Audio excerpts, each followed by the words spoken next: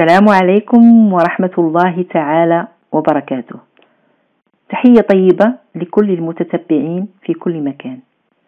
أولا، رمضان مبارك سعيد للجميع. اللهم اجعلنا نصومه إيمانا واحتسابا، وارزقنا فيه الصحة والسلام من كل داء ووباء، واحفظنا من كل الشرور ظاهرها وباطنها. فيديو اليوم غنتكلم فيه على الصوم عند الأطفال. فمع بداية هذا الشهر كنشاهدوا فرحة الكبيرة عند الأطفال كلهم دون استثناء، والحماس والرغبة ديالهم رغم صغر السن ديالهم رغبتهم بالصيام، مع وجود أطفال آخرين رغم السعادة ديالهم بهذه الأجواء إلا أنهم كيكونوا أقل استعدادا للصيام، وهذا راجع لاختلاف الأطفال. فدائما ما نقارنوش بين طفل وآخر. فكيف يمكن للآباء التعامل مع صيام الطفل؟ وشنو هو السن المناسب اللي يخليهم يسمحوا به للطفل بالصيام؟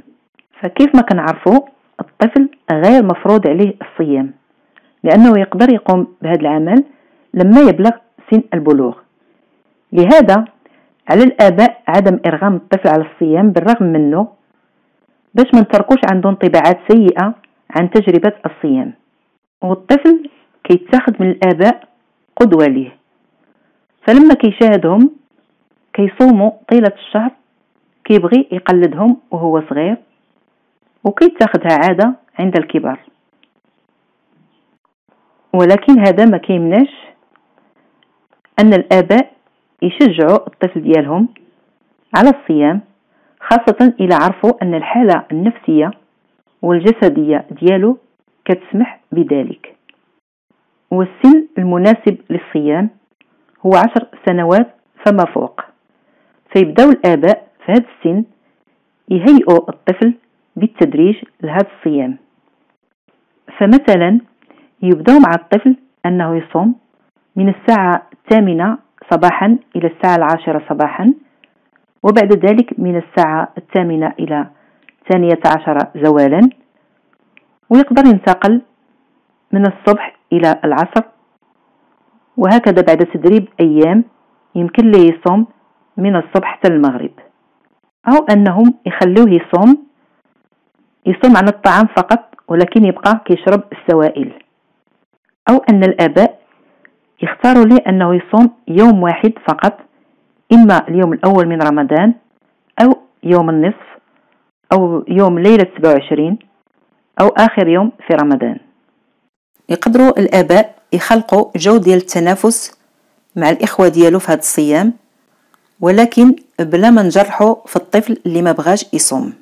ويشجعوا الطفل بكل الطرق، بالهدايا، بالنقود، وبأي طرق كيوجدوا أنها غادي تحبب ليه الصيام. اللي كيسمحوا الآباء للطفل أنه يصبح صايم فضروري من المراقبة ديالو، لأنه غيبقى فترة طويلة دون الحصول على أي سوائل ودون غذاء غيمدو بالطاقة، الشيء اللي يقدر يأثر ليه على القدرة الإدراكية ديالو وعلى قدرة ممارسة الأنشطة اليومية. كذلك يقدر يتعرض للجفاف، ويقدر يتعرض كذلك لنقص الفيتامينات. أو أنه بعد الإفطار كيتناول أغذية كتحتوي على سعرات عالية لكن دون قيمة غذائية، الشيء اللي كيسبب ليه في السمنة بعد ذلك. إذن لما يصوم الطفل خاصنا نشغلوا ليه الوقت ديالو باش ما يحش بطول النهار. نقسموا ليه هذا الوقت ويكون منظم، وقت للعب ولكن يكون لعب دون بذل مجهود كبير، ووقت للجانب الإيماني كقراءة القرآن وحفظ بعض الآيات، ووقت للاستمتاع ببرامج تعليمية هادفة وبرامج مسلية، ووقت كذلك لأعمال تطور ليه المهارات العقلية باش يحافظ على التركيز ديالو. ويسمح ليه كذلك أنه يشارك الأم في المطبخ ويهيئ معها بنفسه الأكل اللي كيحب وكيشتهيه. ونحتفلوا به في يوم معين بحال ليلة النصف أو ليلة 27 من رمضان. كيكون هذا اليوم مميز بالنسبة للأطفال اللي كيصوموا لأول مرة، كيلبسوا فيه أحسن لباس، والفتيات كيستعملوا فيه الحنة وكياكلوا أشهى الطعام مع الفرحة ديال الجميع اللي كتكون فرحة كبيرة بهم. فكتبقى تجربة إيجابية كتحببهم في الصيام. ولكن كاين بعض الأطفال اللي ممنوع عليهم الصيام، مثلا الأطفال اللي أقل من 10 سنوات، لأنهم كيكونوا مازال محتاجين للأكل طيلة النهار باش ما يكونش تأثير على الوزن وعلى الطول. كذلك أي طفل كيعاني من نقص في الشهية وعنده الوزن منخفض، أو الطفل اللي كيعاني من أمراض مثل فقر الدم، مرض السكري للأطفال، وغيرها من الأمراض المزمنة. فما هي النصائح لوجبة الفطور؟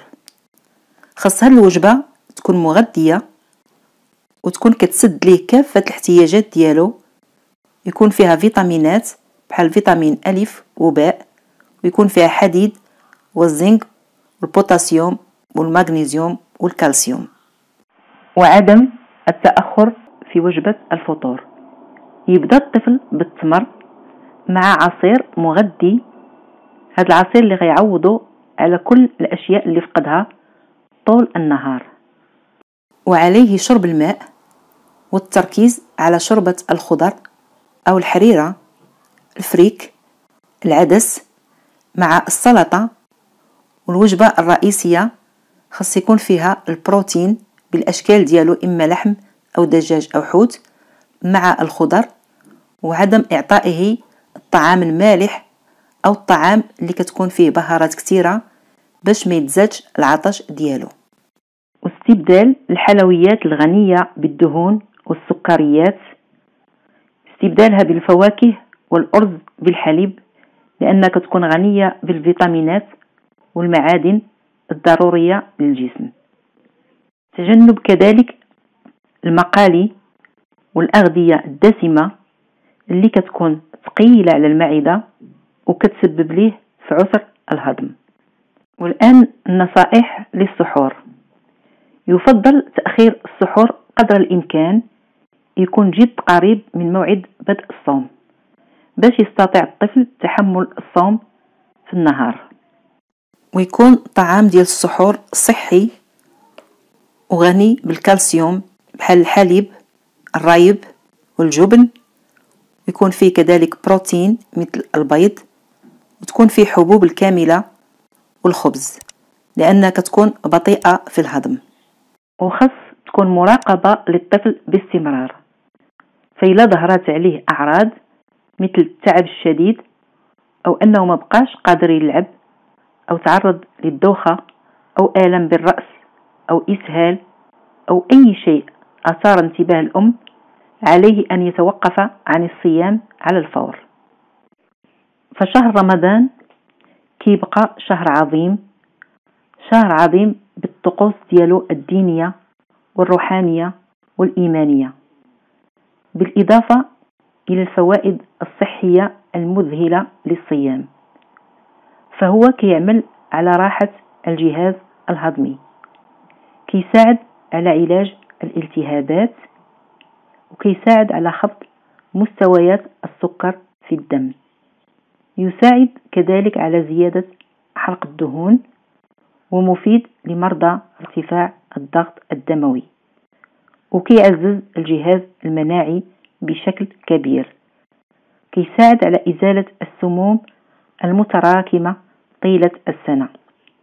لهذا خصنا نعلموا أطفالنا أنهم يهتموا بهذا الشهر الكريم، ويتعودوا على الصيام الصحيح، ويتعلموا فيه التسامح وفعل الخير، وكذلك يتعودوا على الأكل الصحي والتقليل من الكمية قدر المستطاع، حتى نخرجوا من هذا الشهر بكل الطاقة الإيجابية وبكل الحيوية وبكل النشاط.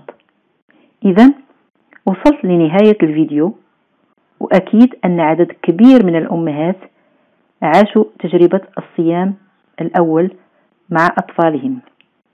كنتمنى تشاركونا تجاربكم هذه عبر التعاليق، وشكرا أنكم بقيتوا معايا إلى آخر الفيديو.